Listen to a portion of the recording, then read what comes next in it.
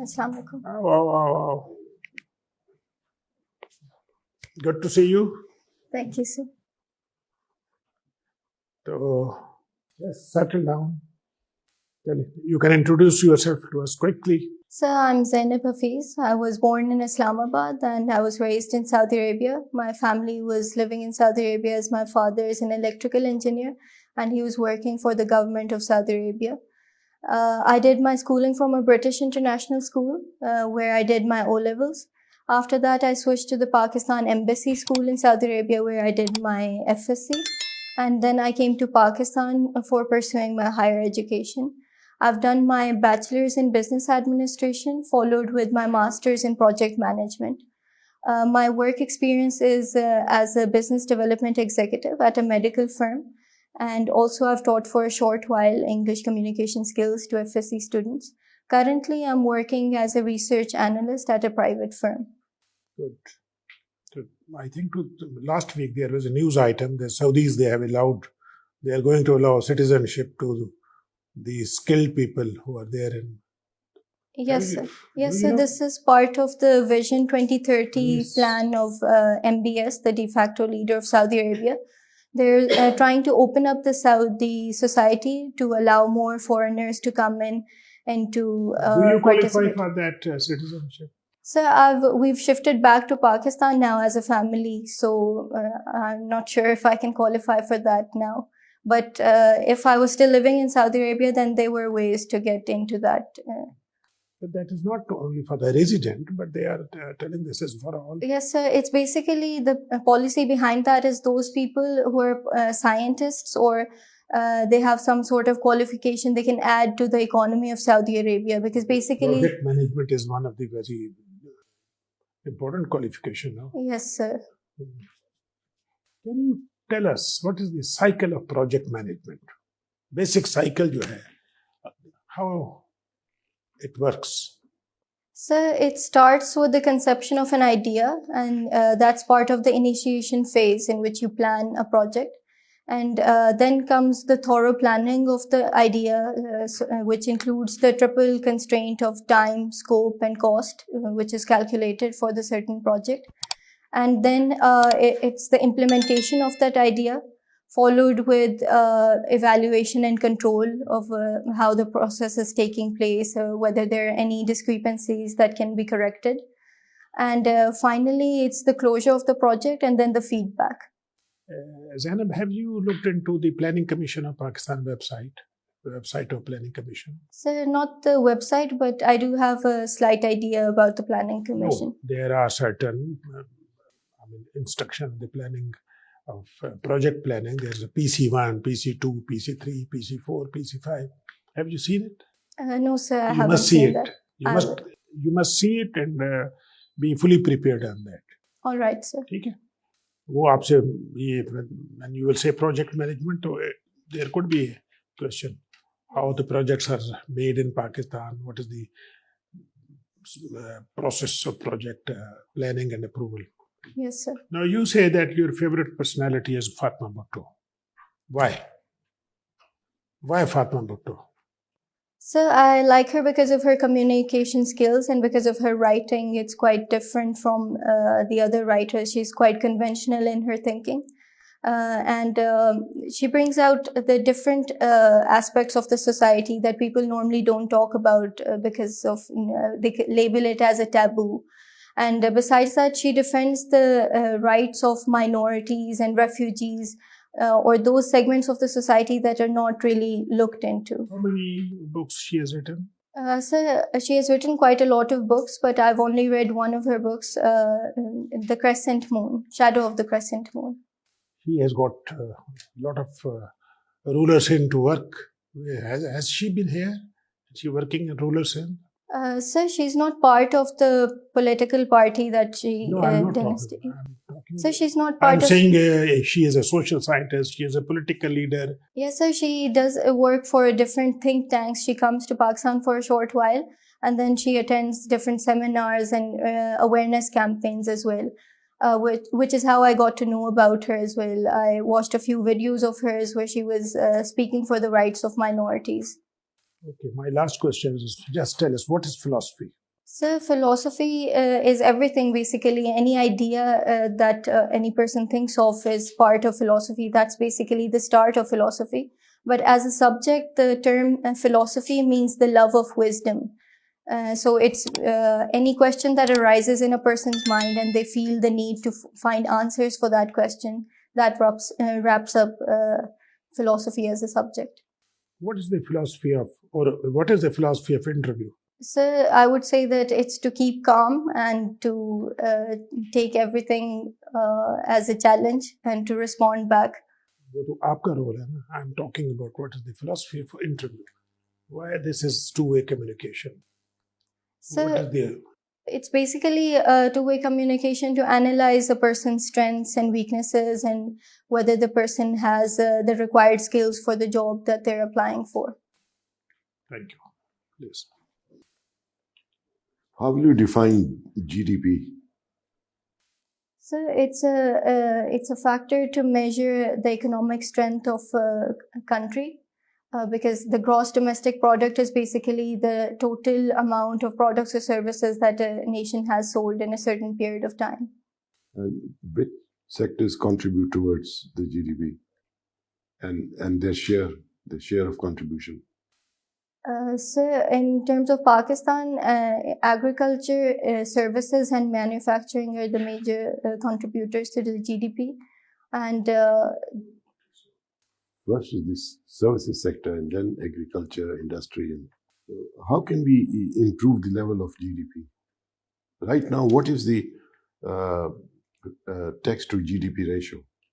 I cannot recall exactly the figure, but I've read that the tax to GDP ratio is improving. It was previously below 10%, but I think it's around 11% currently because the current government has improved it about 18%. 18%? From the previous year, previous government, this current government is working on tax reforms due to which they have improved the tax collection to about 18% from the previous government. 18%. That is what the Economic Survey of Pakistan says. Please, when you go back, you should be clear. Try to be clear on these issues. What was the policy of strategic depth and what did Pakistan gain from it? So basically, in the strategic depth, Pakistan tried to show itself as a friendly country with the neighboring countries. And especially China, we've been developing good relations with China. And especially the CPEC project that we're working on with China is broadening our relations with the entire region as well. Strategic depth was related to China? So basically, it's about the relations that a state develops in terms of its position on the map. And so our position on the map is quite important because it serves as a connection point between East and West. PASS is your first choice. How, in your view, this service contributes towards the development of the country? So basically, the Pakistan Administrative Service is a lot about administration, which involves the civic duties as well, which is basically the municipalities that are part of the service, such as ensuring that people have the basic necessities of life, such as water, ensuring that the sewerage is being done cleanly and preserving the cleanliness of the country, and ensuring that everything happens in a very dutiful manner.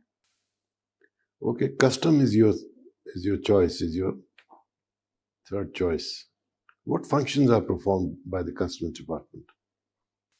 So the customs department is basically concerned with the inflow and outflow of things, such as if we're importing something from abroad, there will be certain tax on that commodity. Yes, sir. Duties, excise duties. Not excise duties, custom duties. Yes, sorry, sir, custom duties. And when you export something again, you will have duties on it. So, as a custom officer, how will you ensure that you are, the duties which under your supervision, they are they are they are right. You see, they are according to the value of the goods that are being exported, and they are being doing rightly. There is no under invoicing or over invoicing. So I believe that the custom officer has to have a very wide outlook, because to ensure that the exports of a country are being sent through proper channels, so that they will fetch some returns for the country as well. Because as we know, some of our borders are quite porous and things are being sent out without. How will you ensure that there is no under invoicing and over invoicing being carried out in the import and exports of the goods? Because that is where you see where there is a lot of pilferage, lot of leakages. Yes, sir. So basically, the team that is involved in the custom, there has to be strict supervision on them, so that there's no middleman involved that might, leverage with the people or provide them with certain discounts for personal advantage. And do we have anti-money laundering law?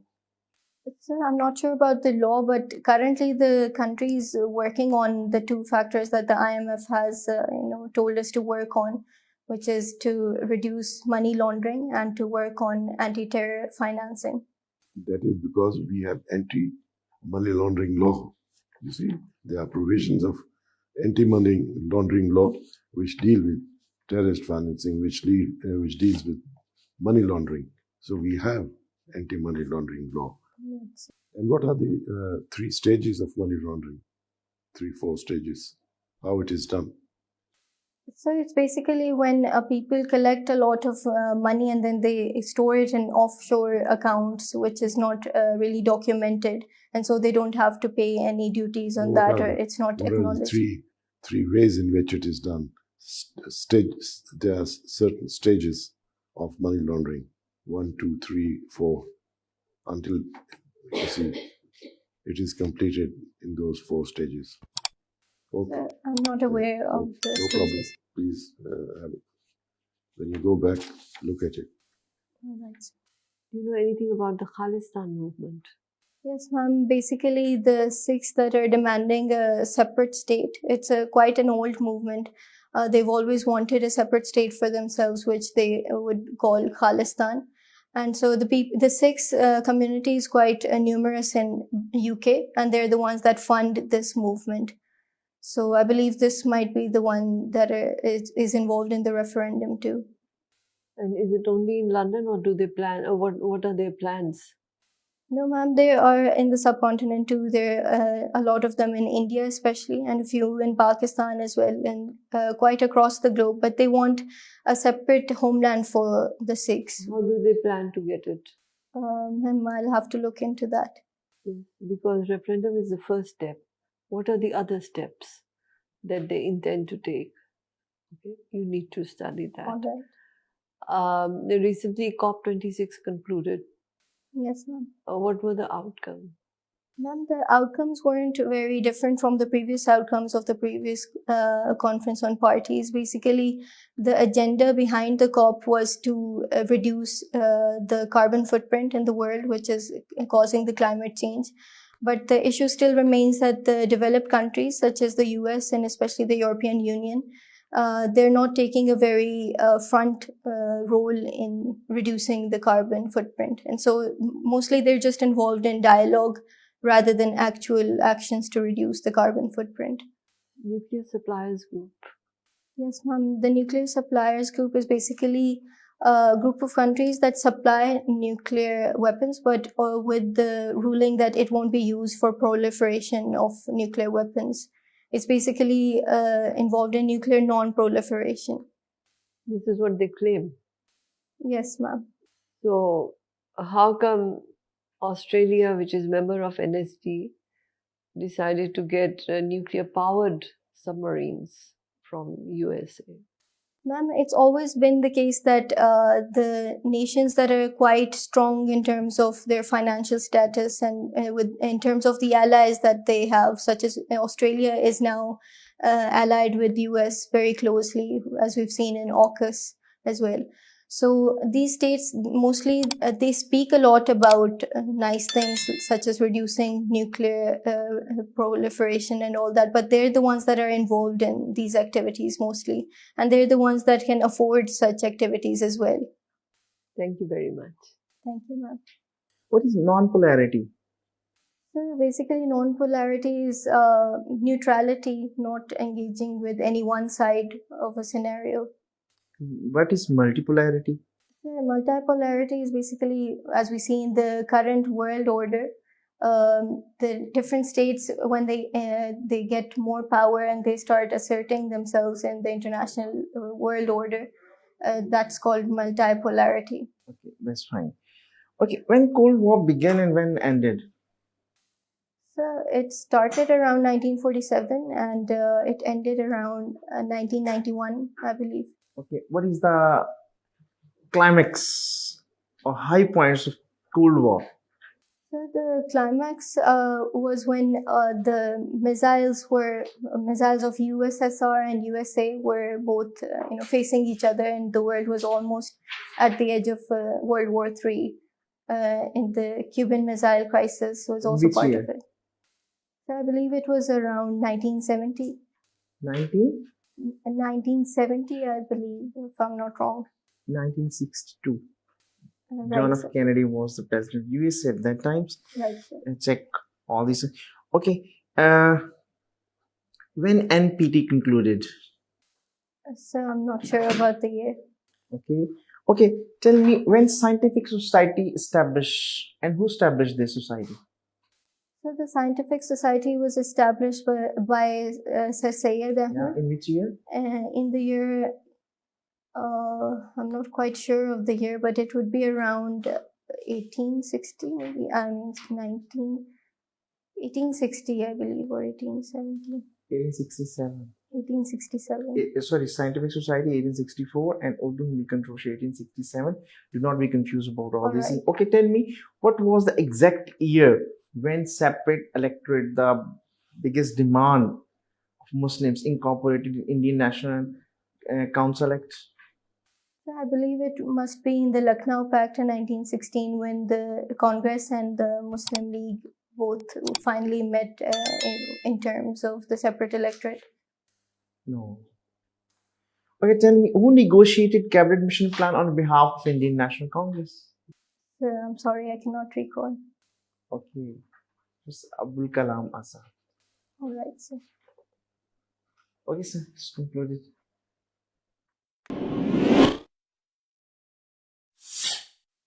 Okay, thank you, sir. Thank you. Okay, let's conclude it. All right, sir. Let's have informal discussion. You tell us, what do you feel? How you have performed? So I think I've done all right, but I still need to work on the Indo-Pak history and a few recent current affair developments as well. Zainab, mashallah, you are good. State of preparedness में होना चाहिए. One should be, because you are going. कब है आपका interview? But the day after tomorrow. वो देखो बात ये है कि ये एक्चुअली ये सारा जो एग्जाम है ना सिविल सर्विस का, ये डिजाइन ही इसी तरह हुआ है. दिस इज ऑल वो आपका होता है सुबह शाम सुबह शाम सुबह शाम. दैट इज ए ओरिजिनलिटी आपकी बाहर आ रही है. 20 साल का जो है उसको हम लेके बाहर आ रहे हैं. Yes, sir. ठीक है. They are just trying to make an assessment about your personality, about your originality of thought, how critical you are, analytical कितने हैं, creative कितने हैं. तो ये चीजें हम वहाँ देख रहे होते हैं. तो अदरवाइज यू आर माशाल्लाह, you are fine introduction, personality, communication skill, confidence. अब जो है ना नॉलेज थोड़ा सा मुझे लग रहा है कि देयर आर सर्टेन एरियाज जो कि मिसिंग है. ठीक है ना. अब ये है कि day after tomorrow you are going. Yes, sir. ठीक है ना. Best of luck. मैं एक चीज आपको ज़हन में रख लें Yes, sir. कि जो CS सिविल सर्विस का इंटरव्यू होता है ना, उसमें बहुत रेयर वो कोई 230-40 से ऊपर किसी को देते हैं. तो ये ज़हन में रख लें. Yes, sir. वो बांटते नहीं है. Yes, sir. तो बहुत ही काफ़ी टाइट होता है वहाँ, मतलब क्राइटेरिया इवैल्यूएशन. तो most of the time people are of same calibre वहाँ जो पहुँच जाते हैं. Yes, sir. तो फिर उनकी यही होते हैं 50 to 60% की रेंज में, 50, 60, 70, this is the percentage level पे जो इंटरव्यू परफॉर्म करते हैं. ठीक है.